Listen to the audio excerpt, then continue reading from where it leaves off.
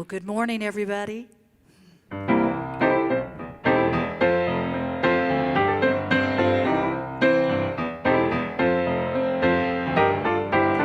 One heart at a time, we lift each other up. One heart at a time, we lift each other up.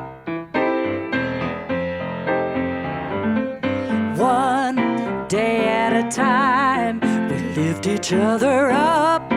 Oh, yes, we do. One day at a time, we lift each other up. One step at a time, we lift each other up. Ooh, it takes one step at a time to lift each other up. And we go up and into the dream of how we really want to live. Let's go up and into the world of our own creation. Come on, lift each other up, one vision at a time. We lift each other up. All right, come on now. It just takes one vision at a time to lift each other up. That's right. You know, one thought at a time, we lift each other up. One thought, one thought. One thought at a time, we lift each other up. Yes, we do. Let's go up and into the dream of how we really want to live. Come on, let's go up and into the world of our own creation. Come on, lift each other up, one heart at a time.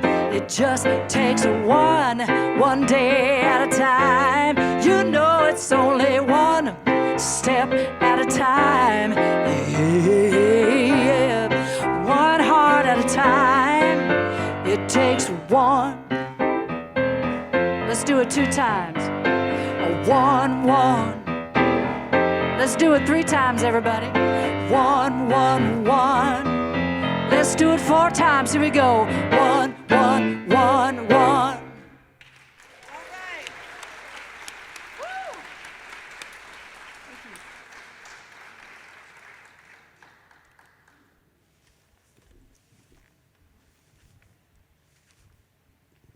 Thank you, Kelly Hunt. And Jim Mayer, as always, a pleasure to have you around.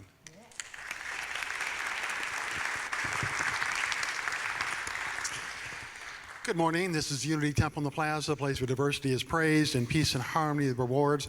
I have a special treat for you today. You're going to be so excited about this. Kelly Hunt, our wonderful musician, is going to give the lesson today.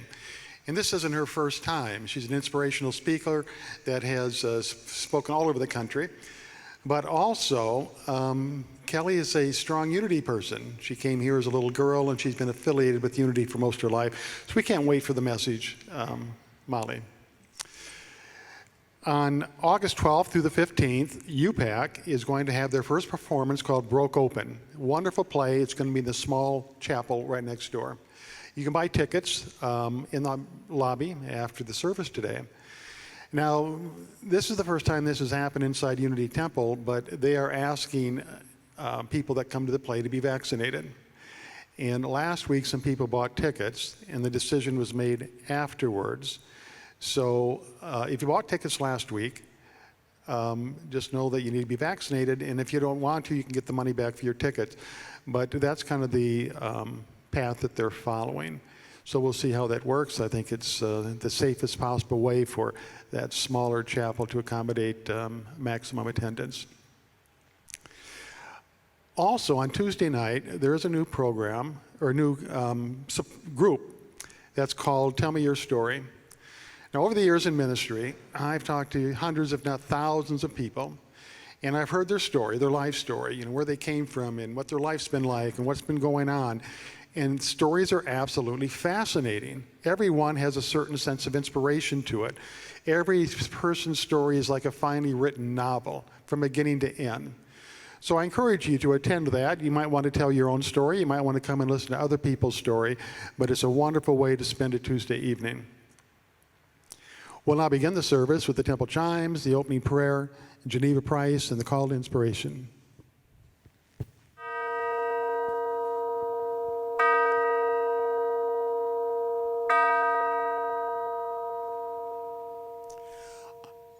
Please say those with me if you choose. On this day, we dedicate ourselves to peace on earth. We accept ourselves without harsh judgment and express appreciation for our individuality. We live without fear to meet the ends of this day with confidence. We accept others without prejudice to experience a sense of unity with all people. We honor our earthly environment and recognize a oneness with all creation. In harmony with ourselves, our lives, other people, and all of nature, we live this day with a peaceful mind, a peaceful heart, and a peaceful spirit. Thank you, God. Amen. Spirit of God within me, fan the dull embers of my heart. Possess my human frame, stir up the living flame. Spirit of God within me, Spirit of God within me.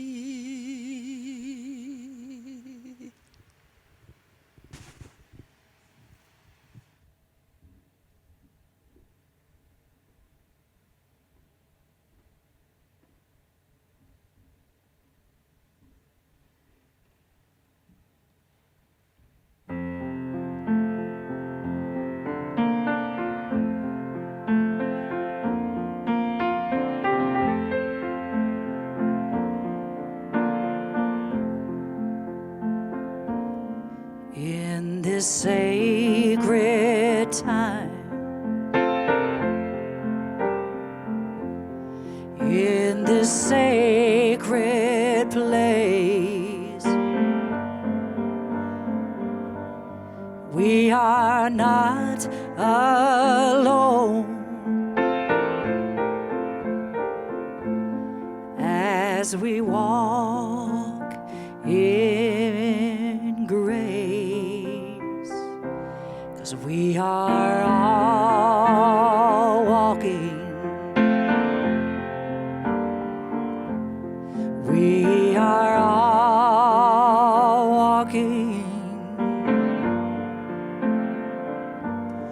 We are all just walking each other home.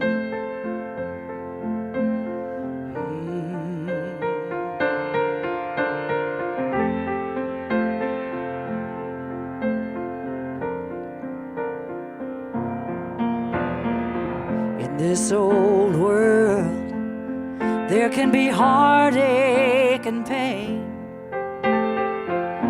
with nothing left to lose and everything to gain. But take my hand and I will give you my heart. Oh, it's a rough road to travel, but it's a good day to start, 'cause we are all walking. Oh, we are all walking.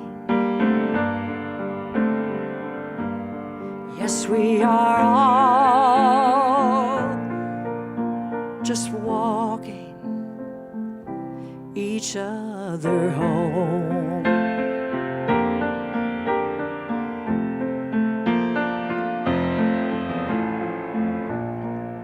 You're not meant to walk alone.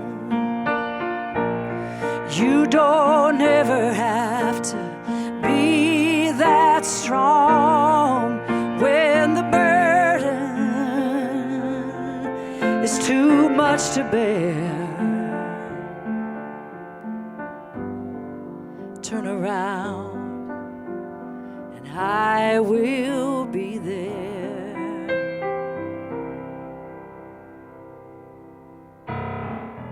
We are all walking. Yes, we are all walking. We are all just walking each other home.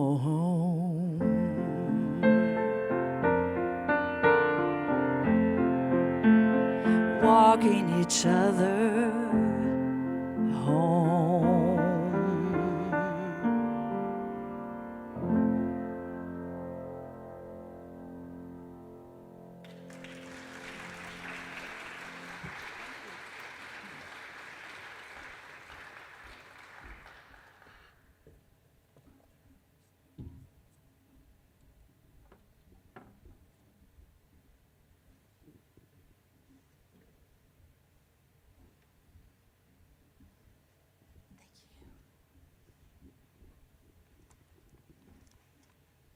Well, good morning again. It is a joy and a pleasure to be with you today in this beautiful space at this beautiful time. Today, I am going to be talking about love in action.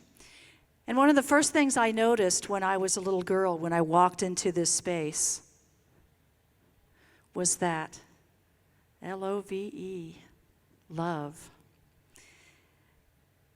And I'll be focusing on the fifth unity principle, which is action is needed. It's one thing to have faith and belief, but action is needed. I love this quote from Rumi that says, "If everything around you seems dark, look again. You may be the light." I want to tell you a story. In fact, I want to read you a story from the late, great Congressman John Lewis. And this is what he says. He tells this story. About 15 of us children were outside my Aunt Seneva's house, playing in her dirt yard. The sky began clouding over. The wind started picking up. Lightning flashed far off in the distance. And suddenly, I wasn't thinking about playing anymore. I was terrified. Aunt Seneva was the only adult around. And as the sky blackened and the wind grew stronger, she herded us all inside. Her house was not the biggest place around, and it seemed even smaller with so many children squeezed inside, small and surprisingly quiet. All of the shouting and laughter that had been going on earlier outside had stopped.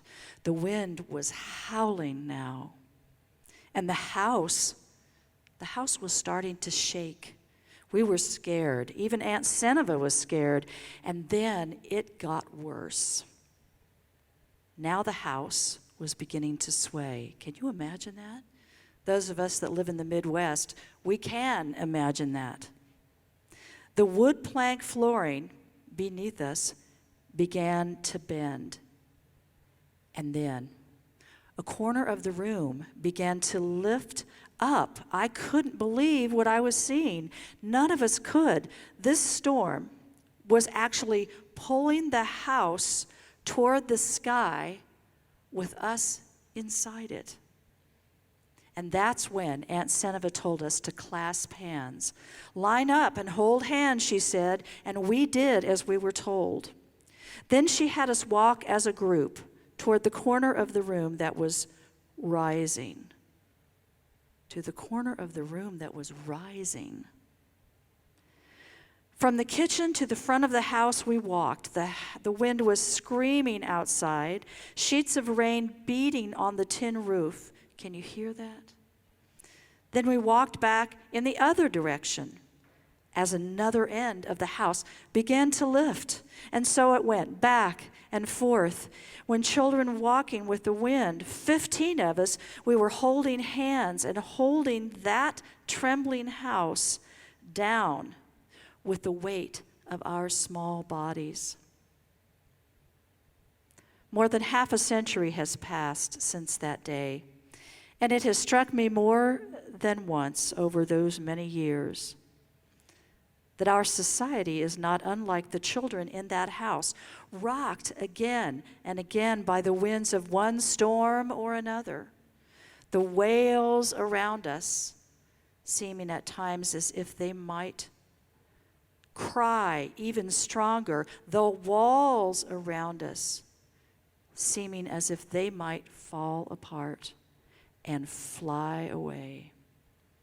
It seemed that way in the 1960s at the height of the civil rights movement, he says, when America itself felt as if it might burst at the seams. So much tension, so many storms, but the people of conscience never left the house. They never ran away. They stayed.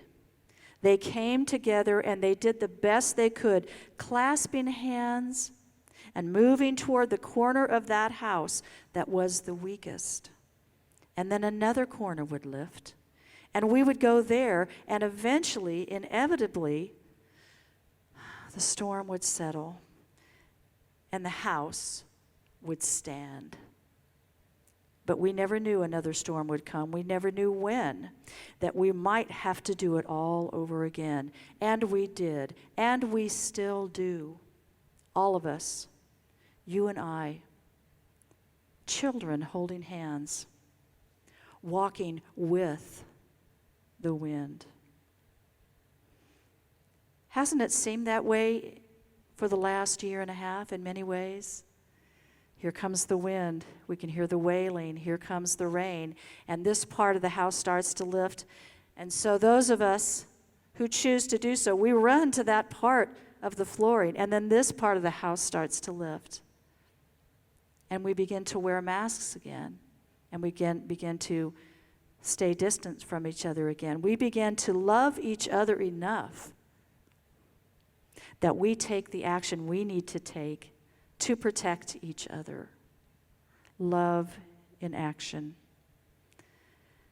So let's think about it, and I'd like you to try this. I want you to just think for a moment about one time in your life when you have experienced love in action from others, when you have been on the receiving end.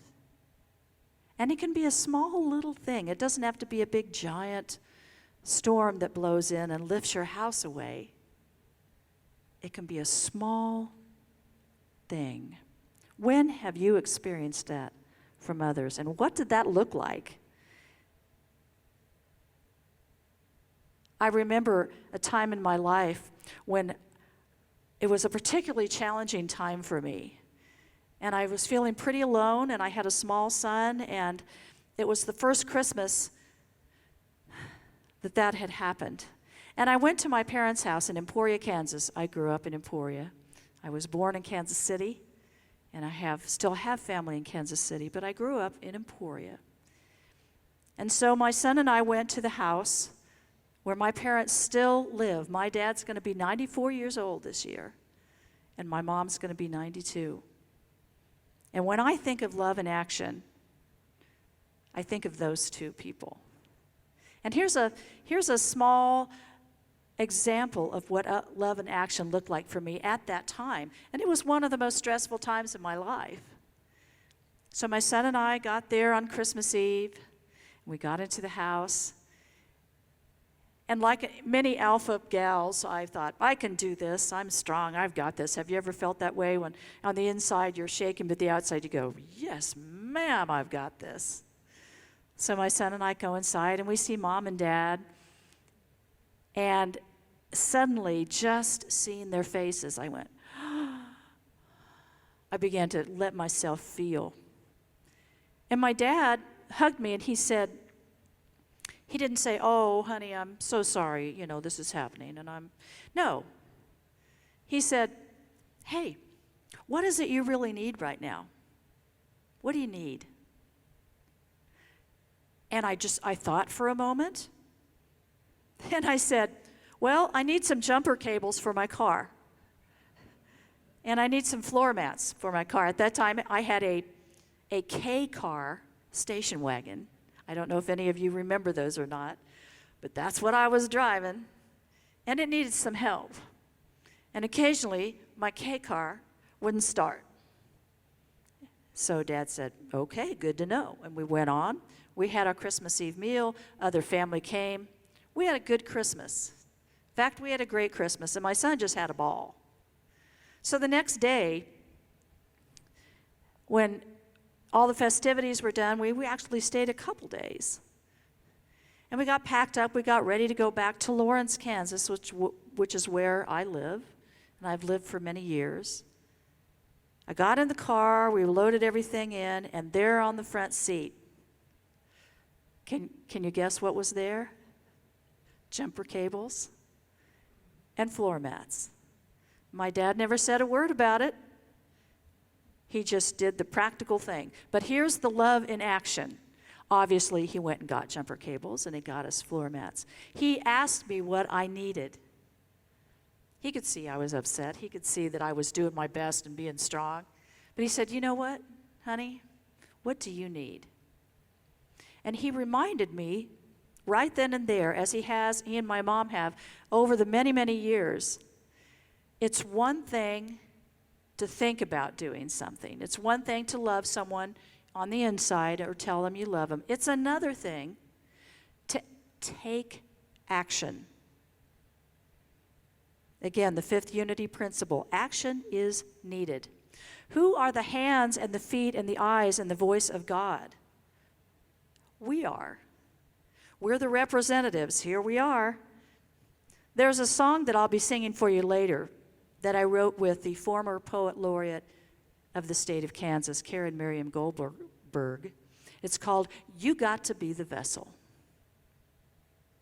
You got to be the vessel.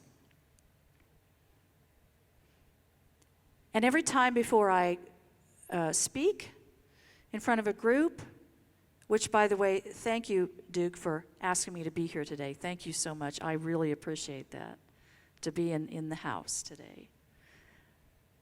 But every time before I speak and every time before I sit at a piano and play music, I have a moment of quiet, just a moment, and I say, please let me be the vessel. Let me be the vessel.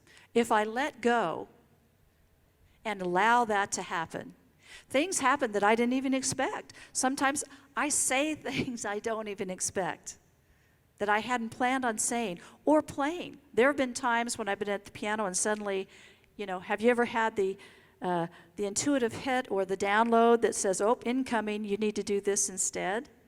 And you pivoted and you went that direction, and wasn't it a surprise? That's another way that if we allow ourselves to be the vessel of the divine, of God, those amazing things can happen. I believe love, which is many things, love is a verb. The Irish poet John O'Donoghue, who is one of my favorites, has a poem called A Blessing. And just an excerpt from it says, love is a verb. To love is to bring yourself as an offering to the world. And that is an active state, not a passive state. To hold another being in compassion is an action. I'm going to say that again. To hold another being in compassion is an action. It is not an inert state. When we hold others in compassion, we are allowing ourselves to be the vessel. In Lawrence, there's a little restaurant. It's not very big. It's called Ladybird Diner. Have any of you heard of the Ladybird? Well, I'll tell you, when you come to Lawrence, please visit. And it's run by a woman named Meg, and her specialty, when they first opened, and still to this day, is pies. And she says, you know, pies are love. I have apple pie, rhubarb pie, chocolate pie, coconut pie, banana pie, you name it. Every day there's a pie special. And she is one of those people that loves people. She has compassion. She is love in action. And boy, what happened when last spring, Ladybird Diner, along with all the other restaurants in Lawrence and across our world, closed their doors. No customers to greet, no pies to bake, nobody to hug, nobody to smile and say, hey, how you doing? Welcome back. Have a seat. That stopped. So Meg is an extraordinary woman, and she is one of the best examples I know of love in action. Here's what she did. And some of you may know this, and you might have seen this on different news outlets because it became a great example. She decided, yes, she couldn't open her restaurant, but it bothered her heart to know there were hungry people in our town who did not have enough to eat. They had lost their jobs. Some were becoming homeless. They were hungry, and she couldn't stand the thought of that. So she just rallied her very own resources on her own with maybe one, maybe two employees, closed the restaurant, but she put out in social media, hey, every weekday from, I don't know what was it, 11 o'clock or 11:30 to 1, whatever the hours were, I'm going to be giving out free lunches, free sack lunch to anybody that needs it. No questions asked. I don't need to know your circumstances. I don't even need to know your name. And just wear a mask. Everybody's going to be socially distanced on the sidewalk. Just show up, and we'll put together a sack lunch for you. She did this on her own. Not knowing, well, you know, I don't know if anybody will show up, or I don't know what the needs are. There was a line down the street. People with children, people who had lost their jobs, people who we didn't even know, not we, who she didn't even know what their circumstances were. And she didn't care. And they put together, you know, ham and cheese sandwiches and a bag of chips and an apple, whatever resources she had. She used all of the food in her restaurant, all of it. And then she got an idea because she knew that she couldn't do this in perpetuity on her own because her restaurant was closed. There was no income coming in. She decided to write a book with recipes, with stories about Ladybird Diner. And she got help from the public funding that book. And the Raven Bookstore, which is a locally owned bookstore in Lawrence, agreed to help her sell it. She sold it online. She sold so many books. And her story eventually got into the newspaper there, and then eventually into Kansas City, and then eventually on CNN. Meg at Ladybird Diner. I like to call her love in action. So eventually she got so much funding that she did that from the spring of 2020 until just recently. Guess what? Every week. Every week. When the suffering of others in the world weighs upon us, remember what Clarissa Pinkola Estes wrote. She said, "My friends, do not lose heart. We were made for these times." We were made for these times. Ours is not the task of fixing the entire world all at once, but of stretching out to mend the part of the world that is within our reach. Meg did it one sandwich at a time. Any small, calm thing that one soul can do to help another soul, to assist some portion of this poor suffering world will help immensely. It is not a given to us to know which acts or by whom will cause the critical mass to tip toward the enduring good. So,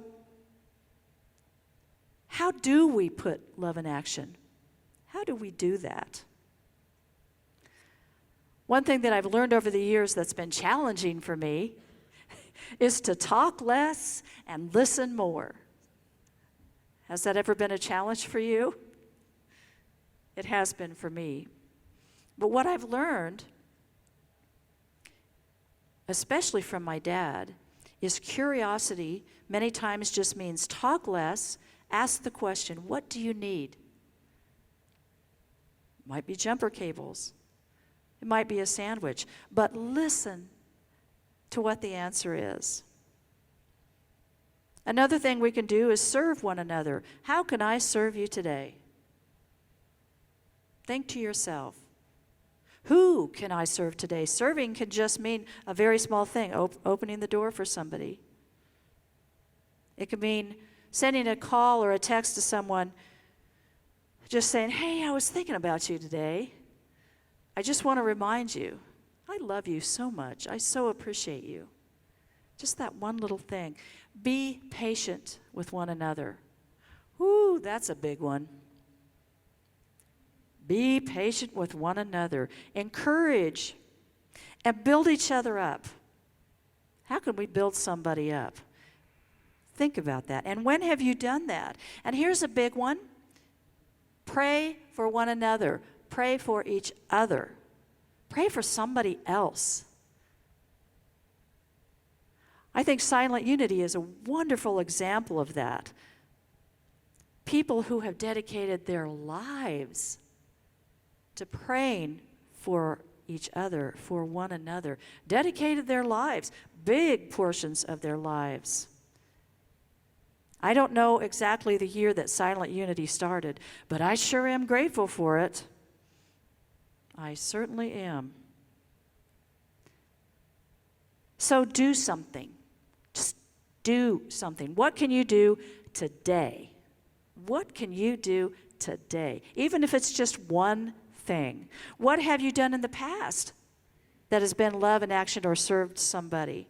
Sometimes we've done all we can do for someone, and all that's left is to lift them up in prayer. That's all we can do. That's all we can do. So being love in action is essential to our own spiritual growth. It's a pathway. In fact, when I look at this aisle right here, it reminds me, as silly as it sounds, and it kind of reminds me of Sandra Campbell's talk when I was here a couple Sundays ago, of that yellow brick road. We don't know where that thing's going to lead. We just know we need to get on it and go. Not only to serve ourselves and find our own way home, but to walk each other home. To walk each other home.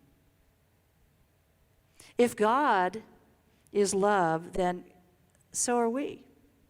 We're created in God's image. Love in action for others, for ourselves, for our planet. So here's some things to try this week.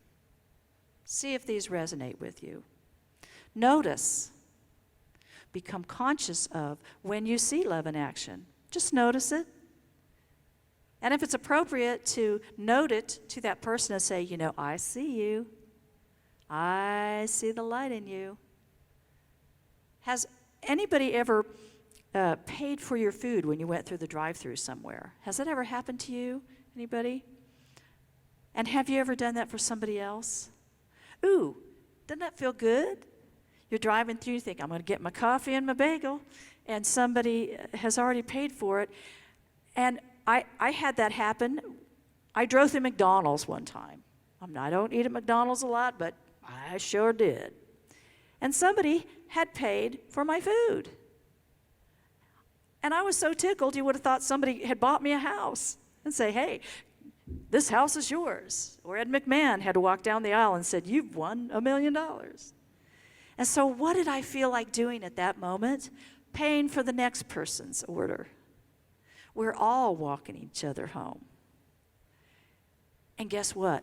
It's fun to be love in action. And sometimes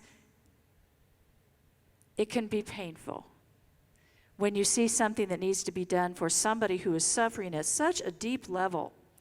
And we know that we can't ask them what they need, but we can do things behind the scenes to help them. It hurts our heart to see others suffer. So instead of staying in that suffering, we can choose to be the vessel. We can be willing to step out of our comfort zone. Ooh, that's a big one too. Have you ever wanted to do something of the moment, but you thought, somebody might be watching, or that might feel uncomfortable? Holy smokes. One time when a good family friend of ours had passed away, we'd gone to the service, and I was in the car with my mom, my Aunt Dorothy, and Dorothy's husband, Bob. And we were driving out of the parking lot, and way across the parking lot, my mom saw a young man who had been good friends with the person that had passed. And he was just sobbing. He was standing beside his car, sobbing his eyes out. And Mom said, "Stop the car. Bob, stop the car." And Bob said, "Well, just leave him in his grief. Give him his privacy." And Mom said, "No, I'm supposed to go over there." He stopped the car. My mom jumps out, runs across the parking lot to this young man, throws her arms around him, and he lays his head on her shoulder and just sobs. My mom, the guy, she knew she was supposed to do it. She didn't hesitate. She got that intuitive hit that said, "Hey, stop the car. I got to go out. I need to go hug this young man." She didn't know him, but she knew that she was supposed to be the vessel. So this week, just do one thing that reflects love in action. Be bold. Go ahead. Just go ahead and let yourself do it. And remember, my beautiful friends here, love is no joke. It is powerful. It is tender. It is tough as nails. And I believe it is everything. So don't waste time, as C.S. Lewis says. Don't waste time bothering whether you love your neighbor. Act as if you did. So as we get ready to go into meditation, and we take a deep breath and we relax our bodies, I want us to consider and see in our minds what is ours to do. How can we be love in action? How can we be brave? How can we be the vessel today and encourage somebody and allow them to encourage us? Love is a verb. So let's take a deep breath. Let's relax our jaw. Let's roll our shoulders back.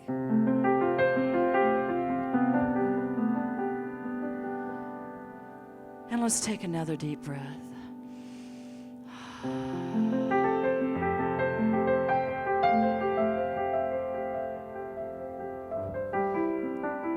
And get comfortable in our chair.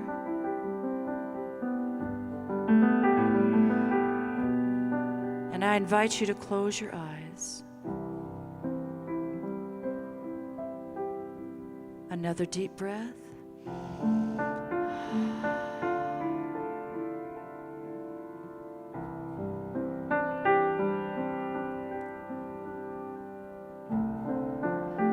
And in our mind's eye, we can see beautiful examples of love in action, big and small, that we have been a part of or we have witnessed with others.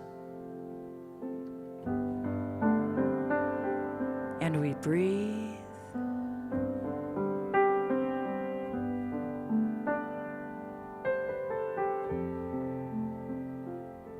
And we allow ourselves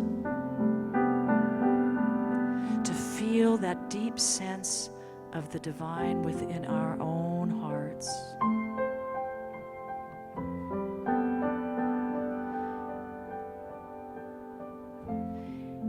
in our mind's eye, we can see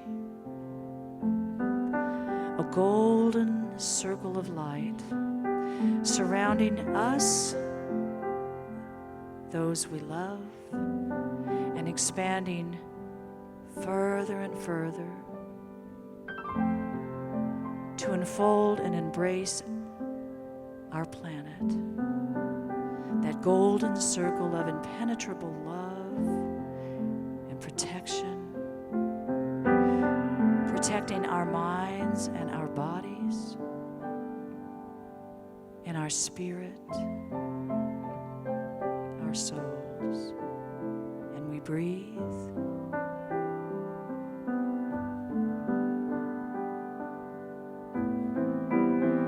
And we remember we are all walking. We are all walking. We are all just walking each other home. And we visualize the person next to us.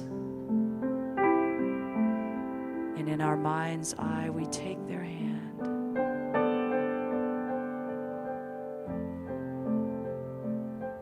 And we say, walk with me.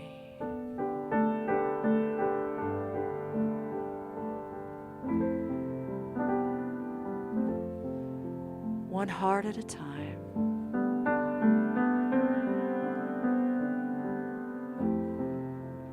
One day at a time.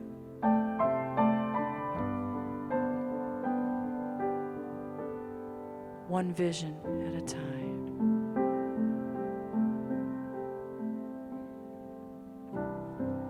And as we go into the silence, we walk.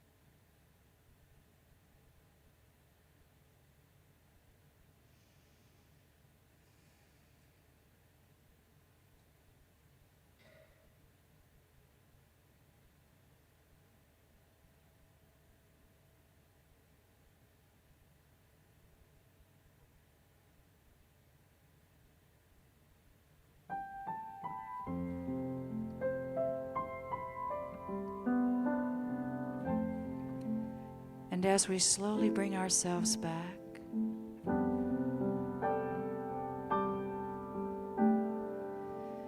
and we breathe,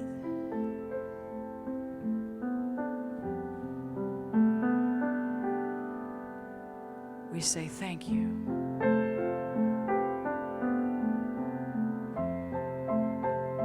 For the opportunity to be the vessel. And as we open our eyes and we see the others in the room with us,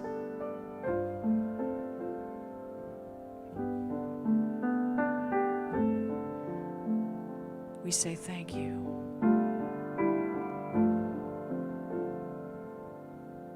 And we walk each other home. And so it is.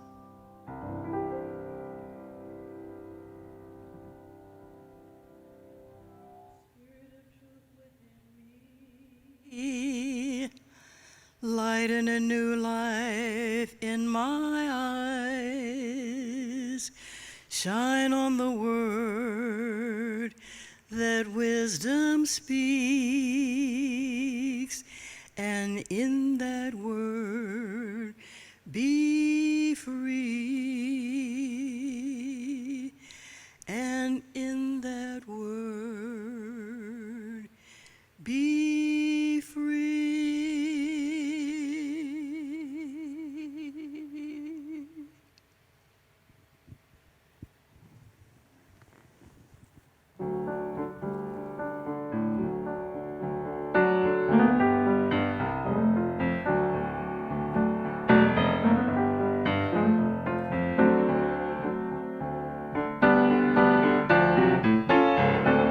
You got to be the vessel, baby.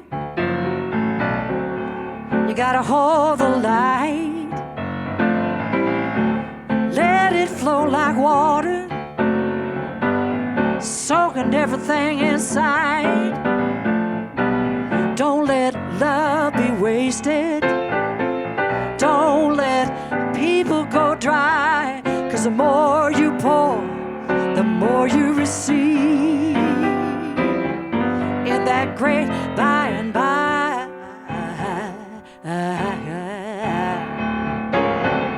Open your heart, open your eyes, open your mind, come on, open the light. What you gonna do when the light wants through? If not through you, then tell me who. Now who's gonna be the vessel now? Who's gonna hold the light? Let it flow like water, soaking everything inside. Don't you let love be wasted. Don't you let the people go dry. 'Cause the more you pour, the more you receive. In that great by and by, na na na na na na na na na. Are you the vessel? Tell me, are you the one? Are you the wrestling that Jacob has done with that angel who blessed him free, made him the vessel like you and like me? You're the hands of God and her strong feet. You're the broken heart, still keeping the beat. You are the lost one in the desert night, the burning bush still showering light. You gotta be the vessel now. Come on and hold the light. Let it flow like water. We're soaking everything inside. Hey, hey, hey, don't let love be wasted. Don't let the people go dry. 'Cause the more you pour, you know the more you receive. And that great by and by. Oh, now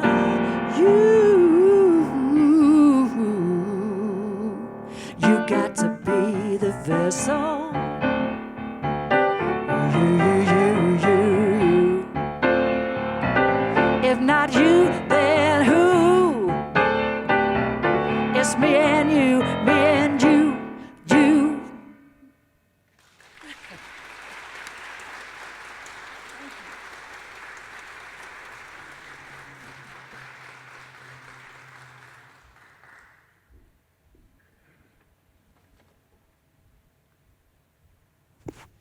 Thank you so much, Kelly. Well, what do you think? Should we have her back? Yes. Thank you for feeding me today. Everything was just absolutely perfect. This is the time of the service we stop and think about all the things in our life we're grateful for. Certainly grateful for Kelly. And today I am going to, that's a little paper clip. Pretty. Love in action, right? Love in action, that's my part. I want to tell you about something that happened this week. I was sitting in my office, this was Wednesday, I believe, and I had a pain in my side that just didn't feel good. And Cassie Bender comes in, our producer of this service, and she's got a pain too in her side.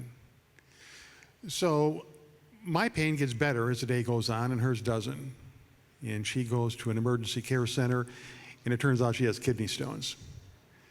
So they put her in the hospital, but there's nothing they can do immediately, so they release her.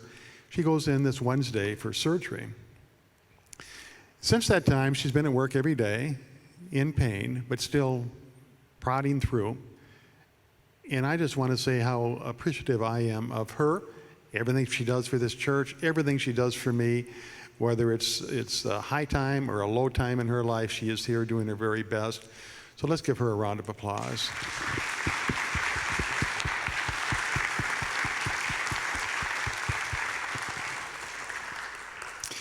If you'd like to make a donation to the church or give an offering, there are offering boxes in the, we call it the narthex, but it's the actual lobby outside the doors, and we certainly appreciate that.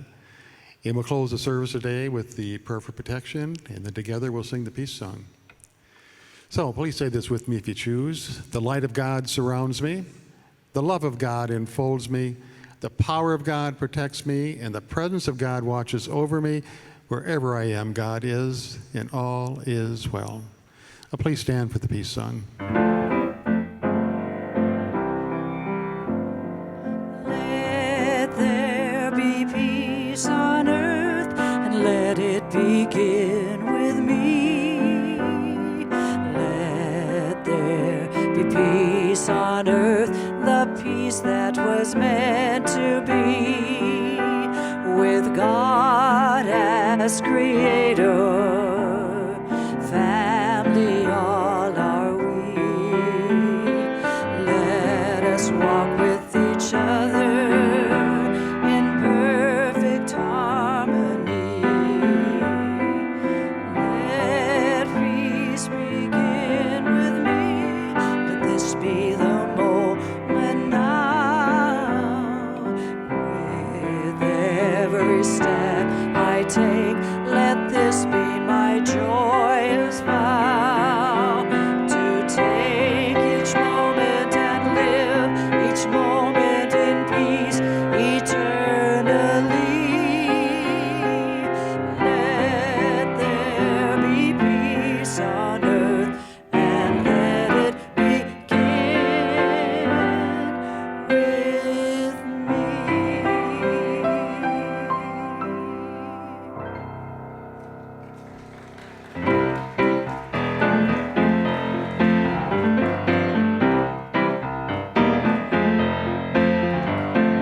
One heart at a time, we lift each other up. Oh, yes, we do. One heart at a time, we're gonna lift each other up. All right.